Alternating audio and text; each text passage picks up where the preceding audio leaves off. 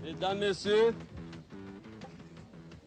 nous avons été trompés et par le gouvernement comorien et par les autorités métropolitaines qui étaient en place. Mahoraises et Mahorais, nous marcherons jusqu'au bout. À la fin du mois de juin, lorsque le Parlement français entérinera la consultation du 22 décembre 1974. Garbenze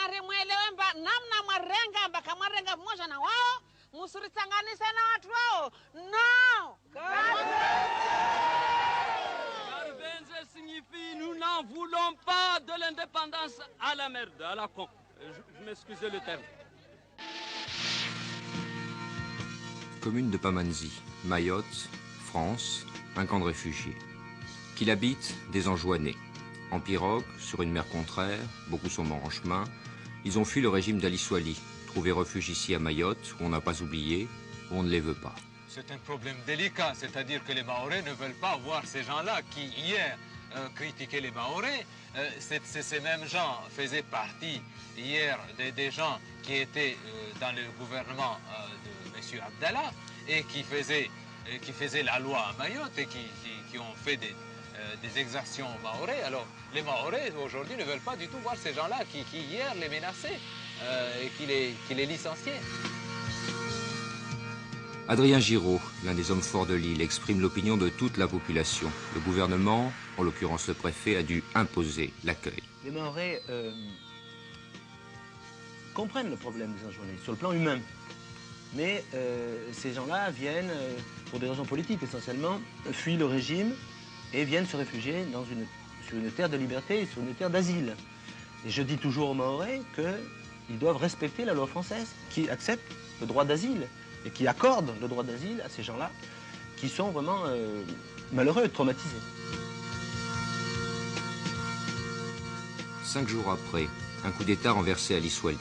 300 Anjouanais au moins ont transité par le camp. Une centaine, peut-être plus, saura-t-on un jour, ont péri en mer lors de leur fuite. Des étudiants ont détourné un avion. Nous sommes venus dans ce cas-ci en avion. On a détourné l'avion. Nous sommes partis de Moroni, qu'on allait en juin. On avait préparé ça pour aller en juin. Puis en cours de route, on a détourné l'avion pour Mayotte. Et quand vous êtes arrivé à Mayotte, vous avez eu des problèmes avec les autorités?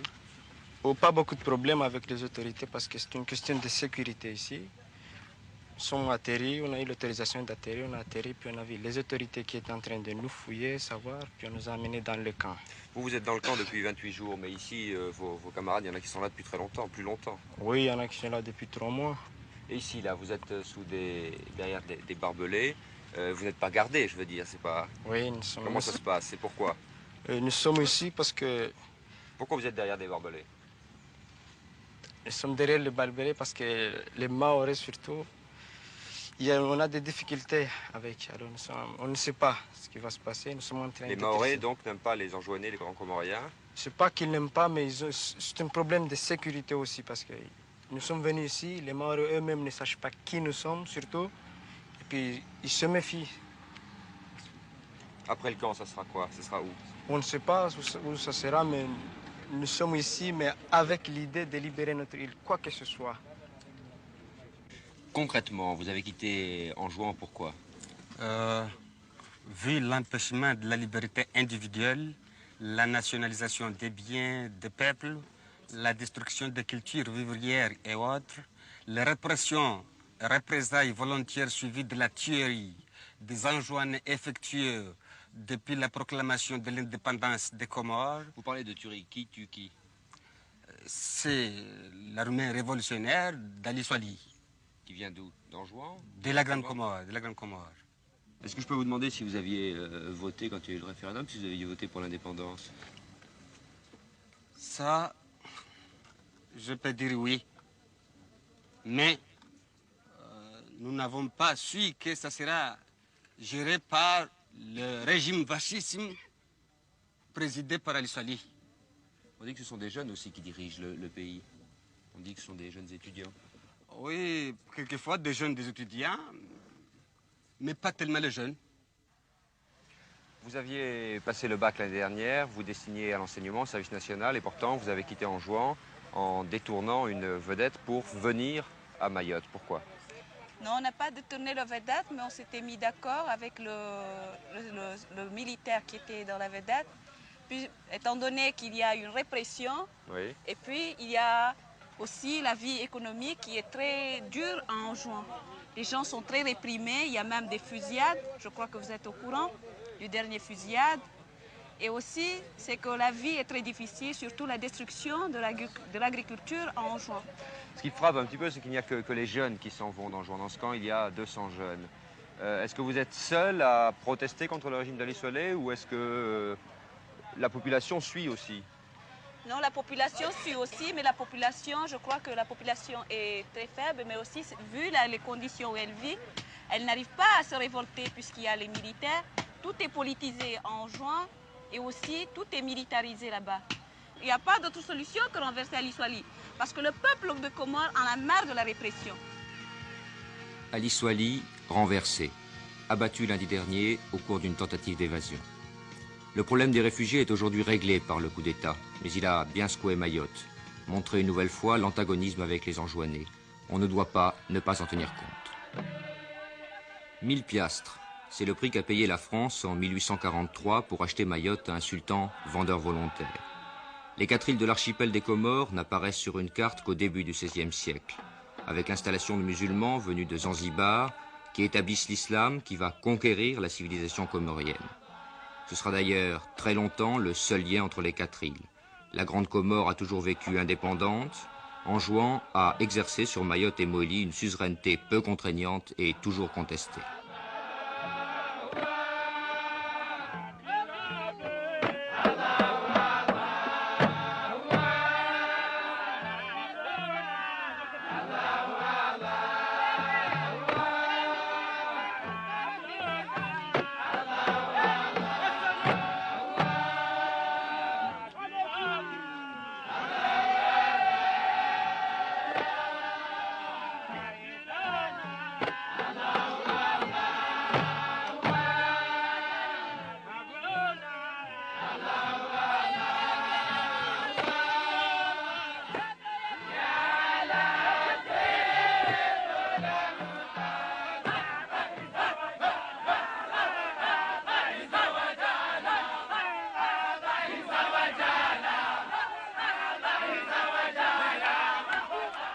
Au début du XIXe siècle, les voisins malgaches font de fréquentes et meurtrières incursions vers les îles. Mayotte en gardera des marques, puisque sa population est en grande partie d'origine sakala. Pour se défendre contre l'envahisseur, les sultans se jettent dans la gueule du loup. Ils font appel aux Européens.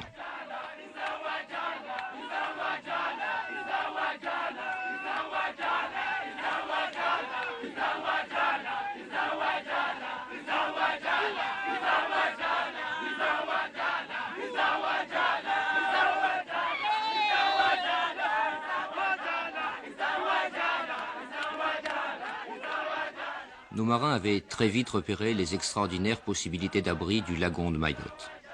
Après l'achat, les sultans d'Anjouan protestent de leurs droits avant de signer finalement leur renonciation. C'était il y a 135 ans, Mayotte déjà se singularisait du reste des Comores.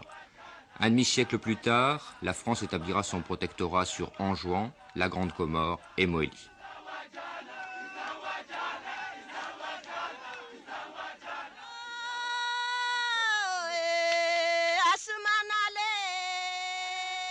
Ce n'est qu'en 1928 que les Comores deviendront une province autonome au plan administratif. Le fait comorien, incontestable du point de vue de la géopolitique, est historiquement tout récent.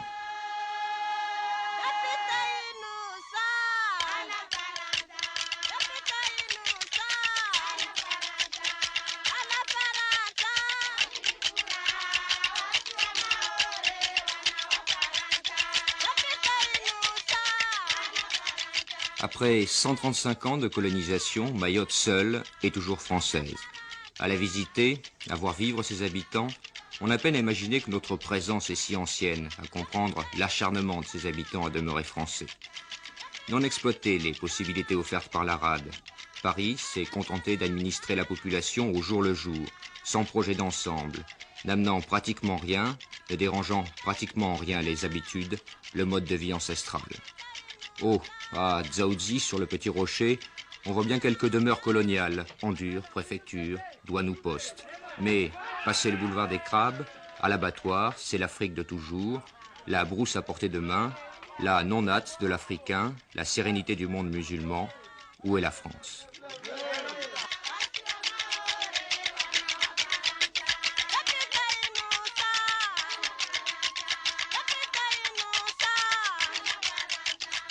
En 1958, consultés comme toute l'Afrique par référendum, les Comoriens refusent l'indépendance et choisissent un statut de Tom, dont on admet qu'il évoluera vers une certaine autonomie interne.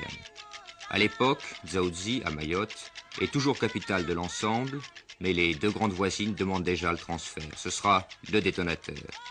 Le fait est qu'en décembre 58, déjà, il y a 20 ans, les conseillers mahorais à l'Assemblée territoriale déposent leur première demande en faveur de la départementalisation. Intérêt bien compris de quelques notables, certainement.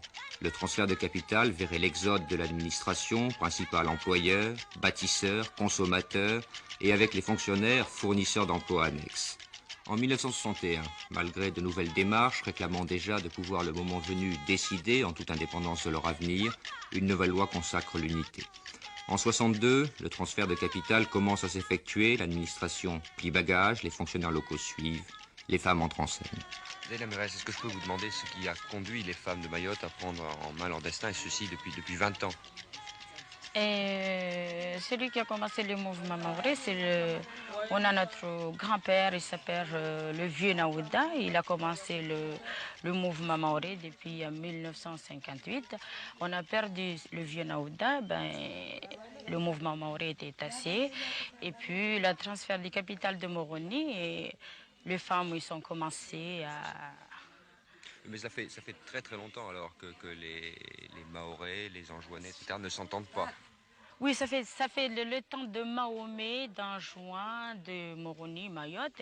Ils ne s'attendaient pas déjà, mais à cause de les îles qui sont tout près, les gens quand même, ils rentrent dans leurs îles, les autres ils viennent à Mayotte.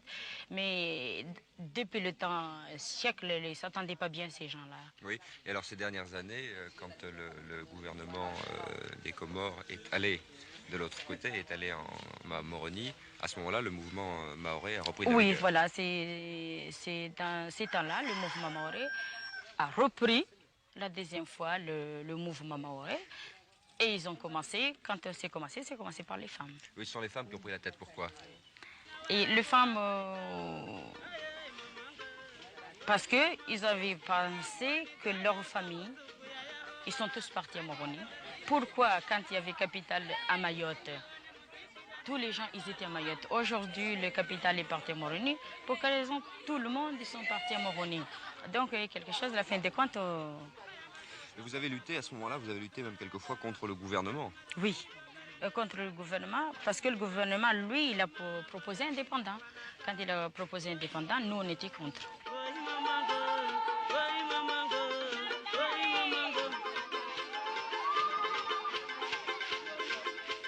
Toujours en première ligne, drapeau français en tête, les femmes ne cesseront de manifester leur volonté. Ainsi, en 1966, la résidence du président comorien en visite à Mayotte est bombardée de cailloux au cri de « Vive la France ». S'il est vraisemblable que les tenants masculins de Mayotte française n'étaient pas mécontents de voir leurs consoeurs se mettre en avant, les y pousser même un peu, il faut savoir cependant que la femme occupe une place à part dans la société comorienne. Un exemple, dès la naissance de ce qui n'est encore qu'une petite fille, le père doit lui construire une maison qui, toute sa vie, malgré mariage ou divorce, restera sa pleine propriété, lui assurant un toit, donc l'indépendance quoi qu'il arrive.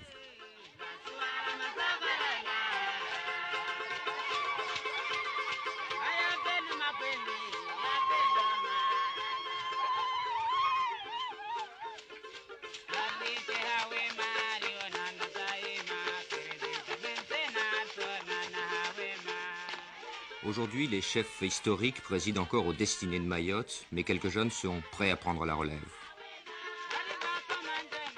Monsieur le maire, vous administrez Kongo, une petite ville de 3000 habitants à 10 km au nord de Mamoudzou. Est-ce que vous croyez que c'est la population qui demande à ses leaders le maintien dans la France, ou plutôt les leaders qui demandent à la population? C'est la population. Moi, je peux vous dire que c'est la population, parce que autrefois, comme nous avons tous vu, les capitales de Mayotte étaient à Comores, étaient à Mayotte. Et on a vu ce qu'a fait l'ancien président. Et donc, il y a aussi pas mal de choses qu'ils ont changées, et la vie, et consorts. Donc, ils nous avaient traités comme des paysans. Donc, la population était obligée de faire tout le monde, parce qu'il y avait des autres leaders avant de Mercelari et Youssou Bamana, il y avait des autres. Mais les autres, donc, étaient des gens qui n'arrivent pas à amener les choses très normales, mais toujours, nous avons décidé jusqu'à l'aube. Alors, votre souhait, c'est quoi? Votre souhait tout de suite? Notre souhait de Mayotte, comme vous avez vu, sur l'élection du 11 avril que nous avons fait, même on avait créé un autre bulletin pour rester au sein de la République française. Et pour l'évolution, pour la suite? Pour la suite, d'être devenu département, si c'est possible. La départementalisation, le grand mot est lâché. Car les Mahorais n'estiment pas encore être au terme de leur combat. Il faut sceller de manière définitive l'appartenance à la France. Mayotte département, comme la Dordogne ou le Pas-de-Calais, n'y a-t-il pas pour les bonnes âmes matière à sourire quand on se promène dans ce marché de Mamoudzou, principale ville de la Grande Terre? Le fait est là pourtant, et il faut compter avec.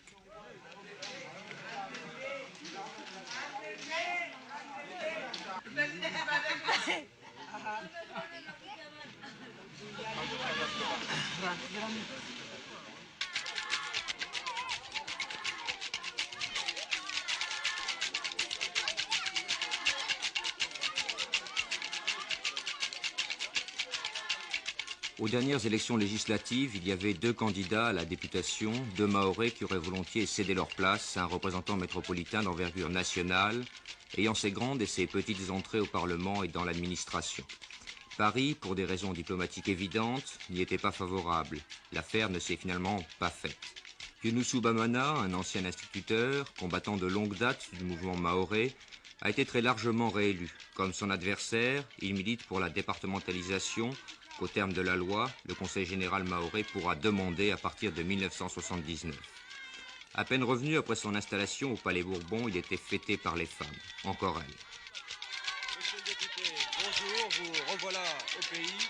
La semaine dernière, vous étiez encore à Paris, ça fait vraiment une rude transition Paris-Mayotte, se retrouver dans ce pays qui finalement n'a pas grand-chose à voir avec la vie parisienne. Est-ce que vous ne pensez pas, vous qui militez pour la départementalisation, donc pour l'assimilation totale de Mayotte à la France, que cela risque de détruire des structures que vous avez établies, qui sont établies dans ce pays? J'ai milité pendant 20 ans pour que Mayotte reste française.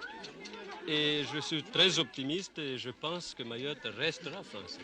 C'est cela, mais ne pensez-vous pas que notre mode de développement, notre civilisation occidentale, risque de causer des dommages à l'équilibre qui existe dans la population mahoraise? Oui, je comprends très bien. Et c'est pourquoi, à l'époque, je crois en 1976, j'avais estimé qu'il nous fallait non pas 3 ans d'essai, mais 5, pour que les Mahorais puissent voir comment fonctionne un département. Et les Mahorais du jour au lendemain ne soient pas dégoûtés de Je vais vous prendre un exemple, monsieur le député. La civilisation française est une civilisation de profit. La civilisation mahoraise est une civilisation où l'argent n'existe pratiquement pas, où on échange, où on vit au jour le jour. Et pourquoi dites-vous que la civilisation de Mayotte n'est pas une civilisation d'argent? Peut-être qu'on n'a pas créé ici le besoin d'argent, mais ça vient. Et vous croyez qu'il faut le créer, que c'est bon de le créer? Pas tout de suite. Mais ça viendra, qu'on le veuille ou non. L'évolution se fera.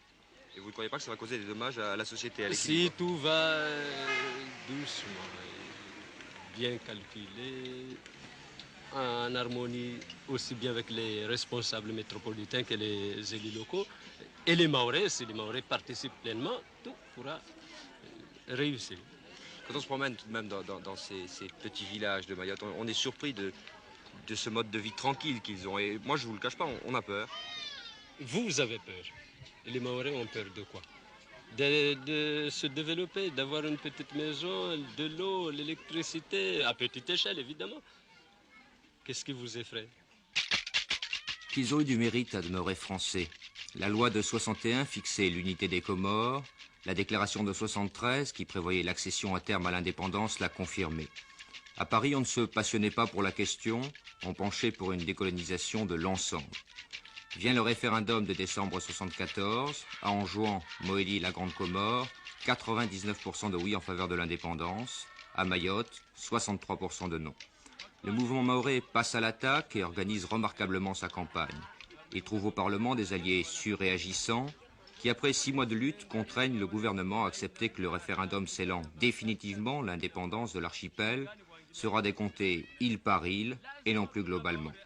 C'en est trop pour Ahmed Abdallah, pourtant partisan d'une étroite coopération avec la France. En juillet 75, il déclare unilatéralement l'indépendance.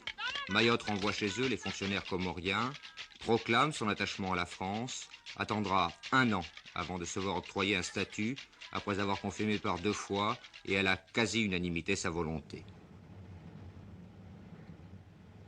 Sapéré, le fief de l'opposition. N'oublions pas en effet qu'en 74, 63% seulement des Mahorais avaient dit non à l'indépendance. Il y avait donc des opposants.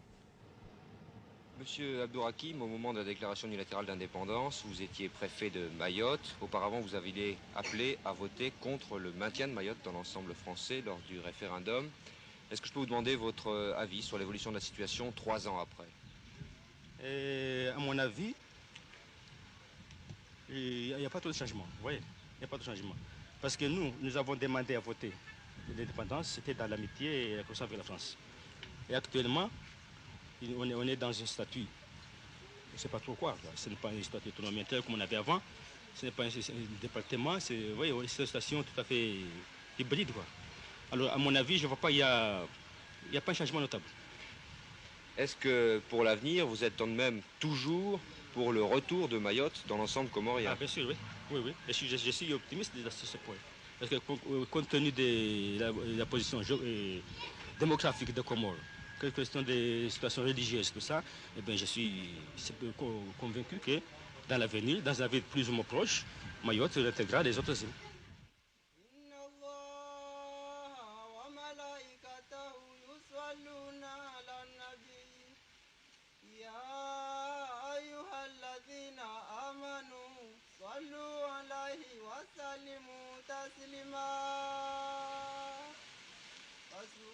Monsieur Abdourakim y faisait allusion. L'islam rapproche indiscutablement les îles de l'archipel, encore que Mayotte se singularise, encore une fois, en appliquant de manière beaucoup plus lâche les préceptes du Coran. Pourtant, la première mosquée des Comores a été construite ici, à Tsingoni, un petit village de brousse. 5 siècles après, elle attire toujours les fidèles pour la grande prière du vendredi.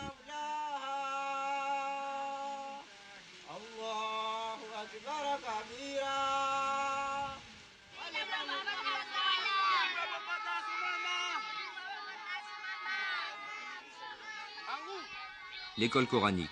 De l'enfance à la toute première adolescence, on y apprend par cœur à psalmodier le Coran sous la surveillance active d'un maître.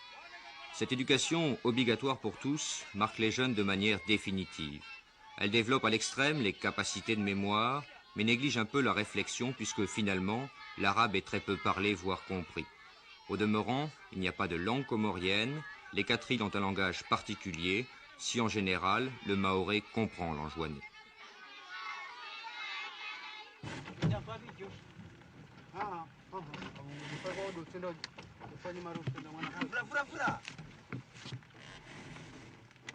Entre la Grande Terre, où habite la majorité des 50 000 habitants de l'île, et la Petite Terre, à Dzaoudzi et Pamanzi, et qui accueille les services administratifs, le seul moyen de communication est le bateau. Des bacs rapides assurent un incessant balai, mais ces magnifiques boutres n'ont pas disparu. Adrien Giraud, est-ce que le développement économique de Mayotte correspond aux espoirs que vous aviez fondés? Le développement économique de Mayotte n'a commencé en réalité que depuis 2 ans. Parce que ce n'est que ces 2 dernières années que vraiment nous avons eu des crédits, mais les autres années, c'est-à-dire les 135 ans écoulés, nous n'avons jamais eu de crédit pour faire le développement économique de Mayotte. Est-ce que vous croyez que la population, dans son état actuel de développement, est apte à suivre ce choc qui risque d'arriver? Moi, je ne pense pas que c'est un choc parce que la population attend quand même, étant donné qu'elle a fait un choix fondamental en choisissant la France, que beaucoup beaucoup de monde dénigre en disant que la France est impérialiste, la France est colonialiste. Je ne pense pas, parce que si les Mahorais ont choisi de rester avec la France, c'est parce que la France leur apporte d'abord la liberté, et c'est quelque chose de très important pour les Mahorais, et que aujourd'hui nous constatons même que les mêmes personnes qui hier nous disaient que nous avons fait un mauvais choix, ces mêmes personnes viennent prendre refuge chez nous. Ceci, je vais dire, les Anjouanais, qui viennent en pirogue et qui risquent leur vie et viennent prendre refuge chez nous. Alors je crois que les Mahorais ont fait un très bon choix en choisissant la France. On dit que Mayotte, c'est 3 personnes, vous, Adrien Giraud, le sénateur et le député, 3 personnes qui en profitent et qui font Mayotte. Et de ce côté-là, je vous répondrai par une simple question. Est-ce que la France appartient à M. Chirac, à M. Mitterrand ou à M. Marchais? Est-ce que l'étranger, l'extérieur, c'est-à-dire en particulier l'Afrique, font toujours peser des menaces sur l'avenir politique de Mayotte? Je suis très étonné de voir que certains chefs d'État s'occupent des problèmes de Mayotte et des problèmes intérieurs de la France, parce que Mayotte fait partie intégrante de la France, et je ne comprends pas pourquoi M. Bongo ou M. Kadhafi s'occupent des problèmes intérieurs de la France. Est-ce que le président de la République, M. Valéry Giscard d'Estaing, s'occupe des problèmes du Gabon ou des problèmes de Tripoli? Je ne comprends pas absolument. Plus près de vous, peut-on attendre une coopération avec les Comores, avec l'État des Comores? Ce n'est pas avec Mayotte. S'il y a coopération un jour, ça sera les Comores avec la France, parce que Mayotte appartient intégralement à la France. Ça fait partie intégrante de la France. Pour les leaders du mouvement mahorais, il n'y a donc pas d'alternative au maintien dans l'ensemble français. La politique passe donc aujourd'hui au second plan. La priorité, c'est le développement économique. Le développement économique, c'est celui de l'infrastructure. Tout y est à faire, car rien ne l'avait été. Depuis 2 ans donc, l'administration s'est attelée à la tâche. Imaginez qu'il y a 15 ans, il n'y avait pas, à Dzaoudzi et son kilomètre carré mis à part, de route goudronnée à Mayotte. Qu'il y a 1 an, la petite terre seule avait l'électricité. Qu'il n'y avait rien pour stocker le carburant. Qu'il n'y avait pas de port et que les gros bateaux devaient décharger en rade. Incontestablement, la nouvelle situation de Mayotte va et permet déjà d'apporter des remèdes à ce sous-développement criant. L'administration, cette fois, paraît prendre les choses par le bon bout. Point de somptuaire, point de précipitation, du solide.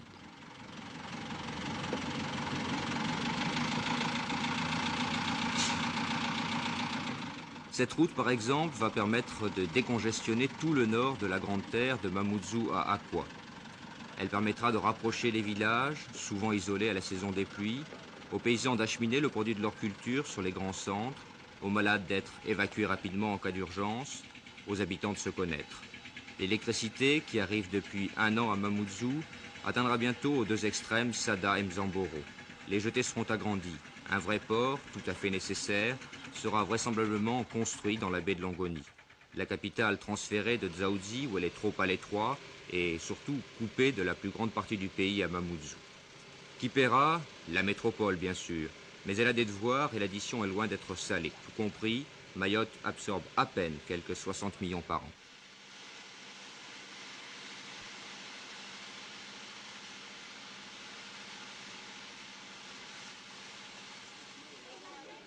Un bouleversement dans la vie de la société mahoraise, assurément.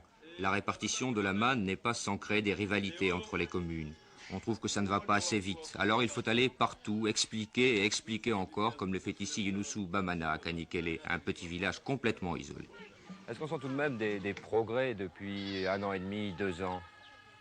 Depuis 1 an et demi, 2 ans, oui. Mayotte est quand même un village, un pays essentiellement agricole.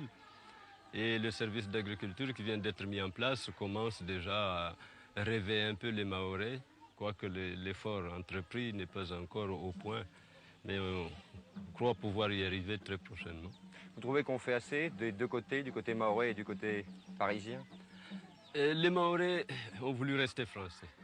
Mais j'avoue que les crédits, les demandes ne sont pas satisfaites. Mais dans certains secteurs, comme la santé par exemple, nous sommes assez contents. 500 mg de nilatine répartis sur 5 jours. Il faut décidément beaucoup d'imagination pour concevoir que Mayotte est française depuis 135 ans. Il y a 3, 4 ans, il n'y avait qu'un médecin dans un pays où se déplacer ne va pas sans problème. Ils sont une quinzaine aujourd'hui. 2 hôpitaux accueillent les malades les plus touchés. Un à Dzaoudzi, celui-ci à Mamoudzou.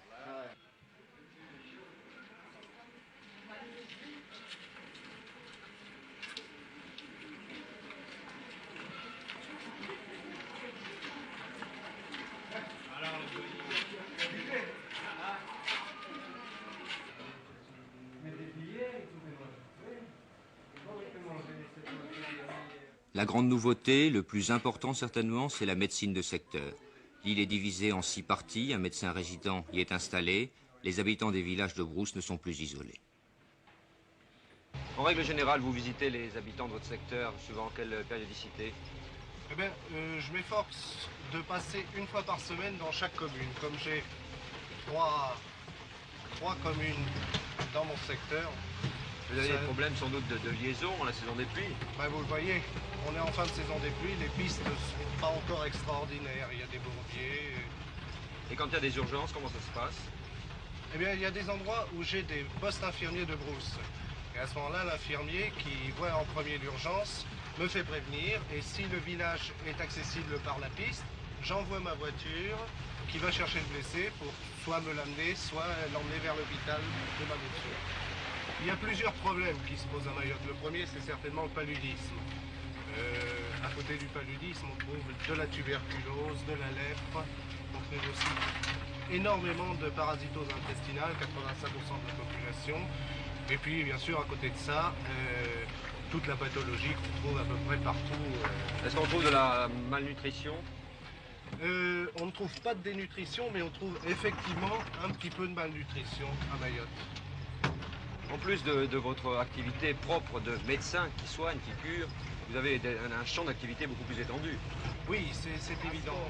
Je couvre tout ce qui a plus ou moins un rapport avec l'hygiène et l'éducation sanitaire sur mon secteur. Je couvre la lutte antipaludique, donc, et une équipe de démoustiqueurs.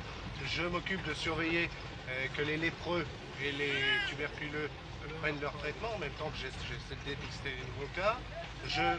Ensuite, il y a tout le gros secteur du développement de l'hygiène et de l'éducation sanitaire. Sans doute le secteur capital. C'est certainement le secteur capital et c'est là qu'il y a le plus de travail à faire, si vous voulez, auprès de la population. Elle a été piquée parce que Ces femmes, ces enfants, ce besoin, voilà sans doute pourquoi la majorité des Mahorais veut rester française. L'un de ceux qui a le plus lutté pour cela est certainement Marcel Henry, l'actuel sénateur. Nous l'avons rencontré sur la Petite Terre, au-dessus du boulevard des Crabes, la route qui relie Dzaoudzi à Pamandzi. Monsieur le sénateur, un combat pour Mayotte française que vous menez depuis 20 ans, un combat difficile? Il a été difficile parce qu'il a duré longtemps, comme vous dites, il a duré 20 ans, et puis l'issue en est restée incertaine jusqu'au dernier moment. Un combat contre qui? Eh bien, c'était un combat contre les autorités comoriennes, d'une part, et puis contre la pression des États africains qui s'exerçaient à Paris à un niveau très élevé, et puis aussi contre une certaine tendance hostile qu'il y avait à métropole. Le combat, votre combat, celui du député actuel, Younoussou Bamana, celui d'autres personnalités de Mayotte ou celui de tout Mayotte? Non, c'est le combat de la population de Mayotte. Dans ce combat, nous avons été seulement les porte-parole de la population.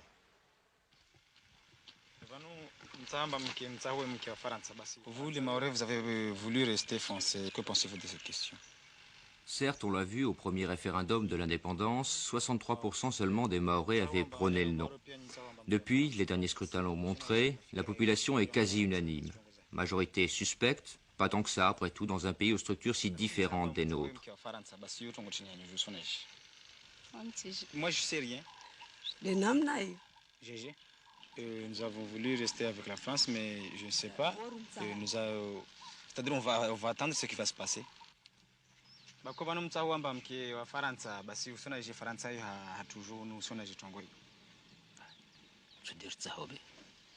C'est ce que nous avons voulu.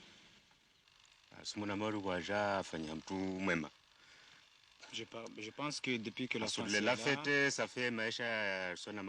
nous sentons que notre vie est libre. Nous avons voulu rester avec la France pour que notre pays soit développé. On est à peu près libre parce que on attendait ce qui s'est passé dans les 3 îles comoriennes là-bas. Vu la politique que mène le président Ali Swali, on sent qu'on est un peu libre.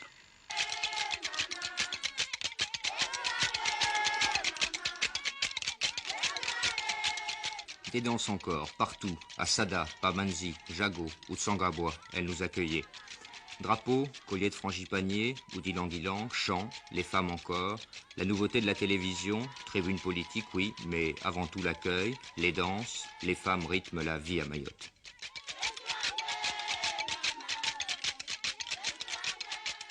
L'avenir du territoire, l'avenir de Mayotte. Je le conçois avec beaucoup d'optimisme aussi. Les responsables métropolitains et la France a une volonté de promouvoir ce pays. Elle existe pour l'instant ou elle n'existe pas, c'est ce que vous semblez dire? C'est timide. On a dit tout à l'heure que c'était un peu timide, c'est hésitant. Ou bien les hommes, les responsables ne sont pas très conscients de ce qui se passe ici. Peut-être. Est-ce que les Mahorais, eux, ne sont pas susceptibles de changer d'opinion?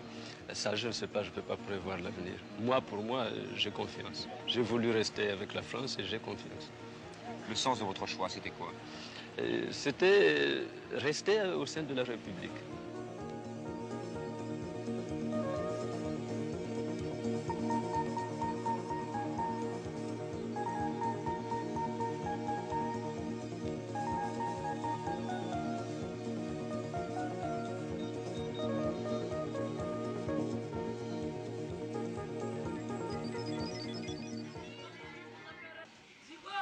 L'avenir, la jeunesse a un énorme potentiel, d'énormes besoins.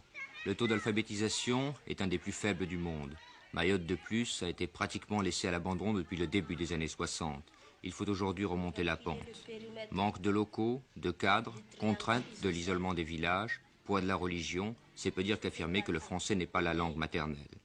L'effort est certain, on s'adapte aux moyens et tente de s'adapter à la réalité de la vie mahoraise.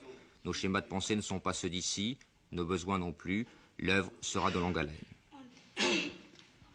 On dit qu'il est multiplié par 2 parce qu'il y a 2 côtés qui sont égaux.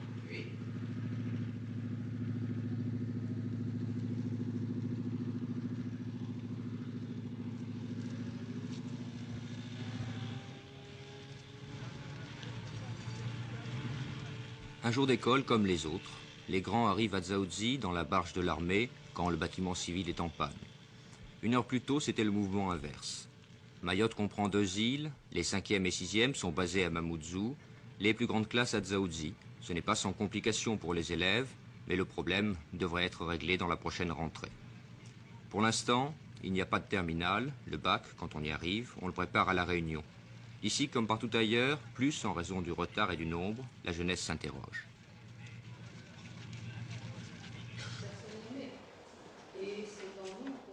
Il y a combien d'élèves en seconde ici à Mayotte? Alors en seconde A, nous sommes 13, en seconde C, je sais pas. 6, 8. 6 ou 8. Vous ne pensez pas que manque un enseignement technique? Si, nous en manque. Et le développement de l'enseignement à Mayotte n'est pas aussi développé qu'ailleurs, par manque d'élèves. On préférerait faire des études afin d'avoir une bonne profession et puis venir au pays pour dépanner, parce que notre pays, on a vu que notre pays a besoin de techniciens et qu'on consiste le futur avenir du pays. Quels sont les problèmes les plus graves de Mayotte? Les problèmes les plus graves de Mayotte sont surtout causés par l'enseignement. Les gens qui dirigent l'enseignement, qui ne prennent pas compte, qui ne sont pas conscients de ce que représente l'enseignement. Vous trouvez que l'enseignement n'est pas adapté alors? Pas du tout. L'enseignement est trop négligé. Et qu'est-ce que vous souhaitez? Nous souhaiterons un enseignement qui soit beaucoup plus indépendant de la politique. Parce qu'il suffit ici, il suffit de faire le moindre petit pas révolutionnaire, parce qu'il faut dire que l'enseignement, comme nous le concevons, c'est pour former des révolutionnaires ou n'importe quoi, mais ici, il suffit de faire le moindre petit pas pour qu'on dise, voilà... Former des révolutionnaires, ça veut dire pour quoi, former. ça? je veux dire former des révolutionnaires, des gens, parce qu'à Mayotte, actuellement, les dirigeants qui sont, disons, des femmes, parce que c'est pas du tout normal de voir des femmes être, surtout, nous sommes, disons, presque primitifs. Et quand il faut que ce soit des femmes qui décident des choses. Avec le temps, j'espère, pas dans les 5 prochaines années, mais avant, faire un collège technique. Le manque de techniciens, il est particulièrement criant. Dans l'agriculture, par exemple, capitale ici, puisqu'elle constitue la seule ressource. Mayotte est peu peuplée, sa terre riche. En améliorant le système de culture, encore archaïque, l'autosuffisance pourrait être une réalité. C'est d'ailleurs la direction vers laquelle travaille en priorité l'administration, qui sait que la seule richesse de l'île est ici. L'école d'agriculture a ouvert ses portes à la dernière rentrée. On y inculque les données de base et surtout les élèves seront suivis à leur sortie. Des terres et du matériel leur seront pratiquement donnés. Leur exemple, espère-t-on, fera tache d'huile.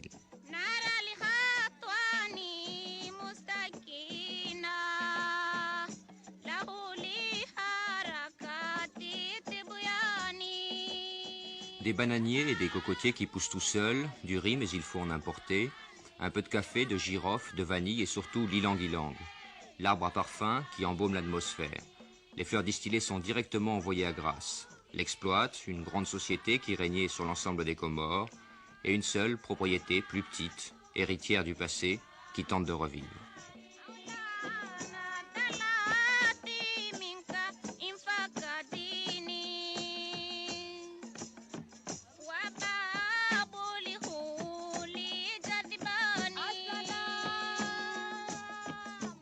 Kangani, la propriété d'Achery, à 15 km environ au nord de Mamoudzou, une propriété qui appartient à la famille depuis 1883.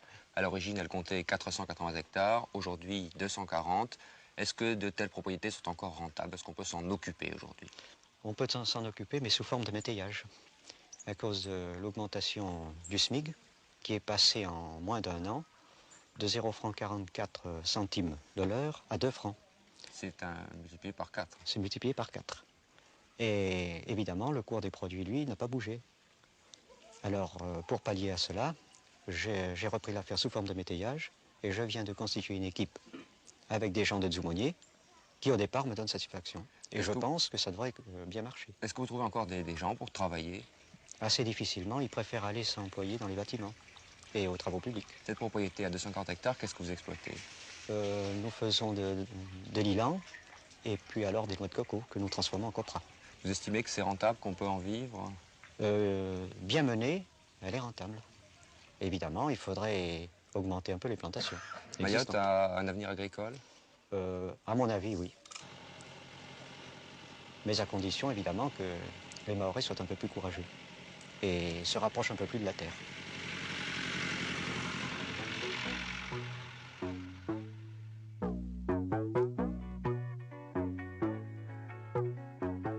Sur la route de Tsangaboua, vers le nord de la Grande Terre, un petit cultivateur a su s'adapter au goût de la clientèle européenne.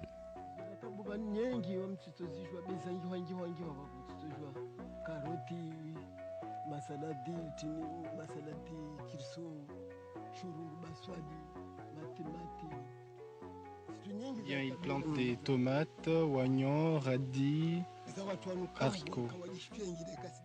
En principe, sa clientèle, c'est surtout la clientèle métropolitaine.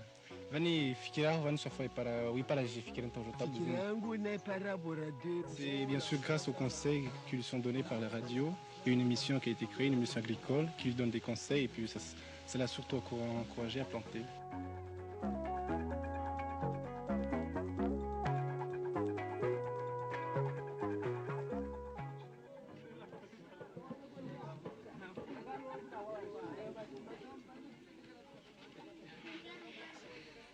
Jago, un village en fête. L'occasion, il est vrai, est de taille. FR3 vient y mettre en boîte l'émission vedette de la toute jeune station locale. Il s'agit, 4 à 5 heures durant, d'enregistrer des témoignages, de graver des légendes, d'expliquer les mains problèmes de la communauté, de rivaliser en musique. Au fil des semaines, la radio passe ainsi dans les quelques 70 villages ou hameaux de l'île.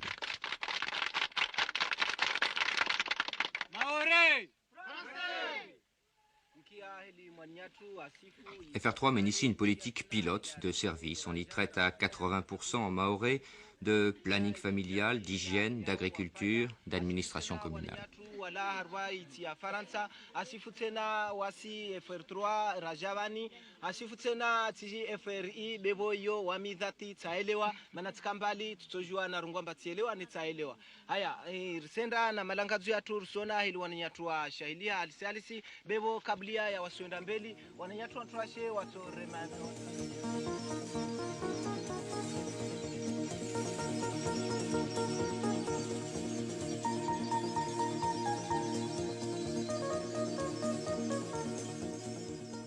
Des visages, un regard prenant, curieux, une attente. À part la petite terre qui regroupe à peine 7000 des quelques 50 000 habitants et la ville de Mamoudzou, la population vit en brousse, dans de petits villages comme, on l'imagine, il y a un siècle. Notre mode de vie, nos besoins n'affleurent même pas. On vit tranquillement, au rythme des levées et couchers du soleil. On travaille tranquillement, dans les champs, chacun ou presque a le sien. Dans une visite rapide, on ne sent nulle volonté de bouleversement. On mange, travaille, parle, danse et dort, sans apparemment se poser de questions.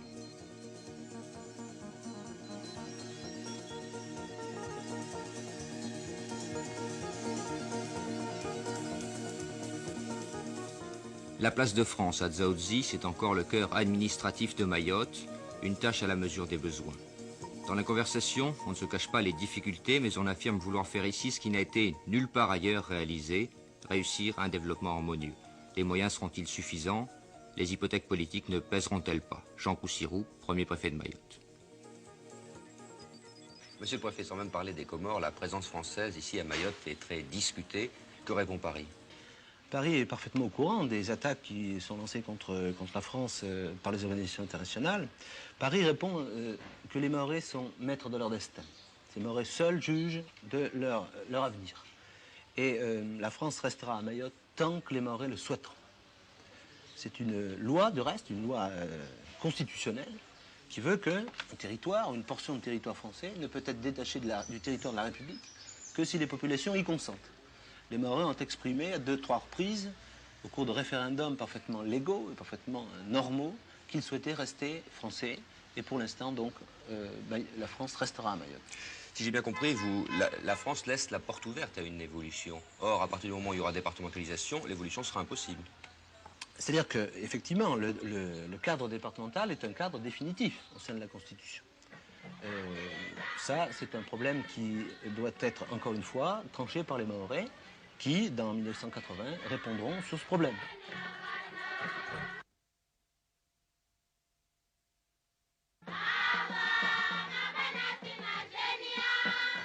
Pour la population, quand elle le perçoit, départementalisation égale subside. Pour les leaders du mouvement mahorais, c'est l'attachement constitutionnel définitif à la France.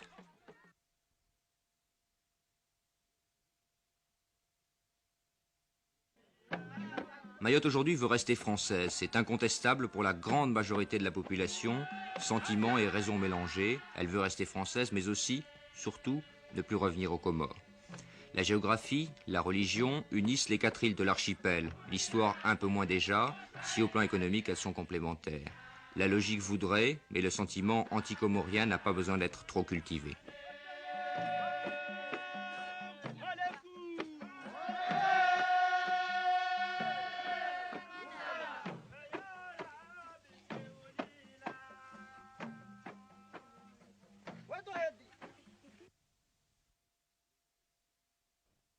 Le récent coup d'État, en permettant à Moroni de renouer les relations avec la France, ne va-t-il pas tout changer? On reparlera du problème de Mayotte. On entend déjà parler d'une solution confédérale, avec des liens unitaires peu contraignants.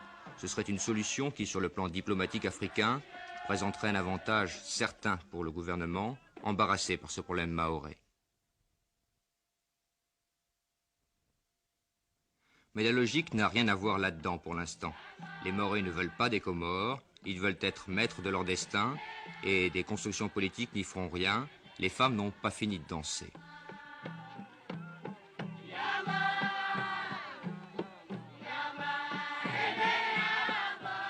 Mayotte n'est pas la France. La culture, l'état de développement, les besoins y sont fondamentalement différents. L'anachronisme évident, mais Mayotte la française existe bel et bien aujourd'hui. Au-delà de tous les schémas intellectuels ou politiques, c'est un fait. S'il y a évolution, elle viendra des Mahorais eux-mêmes.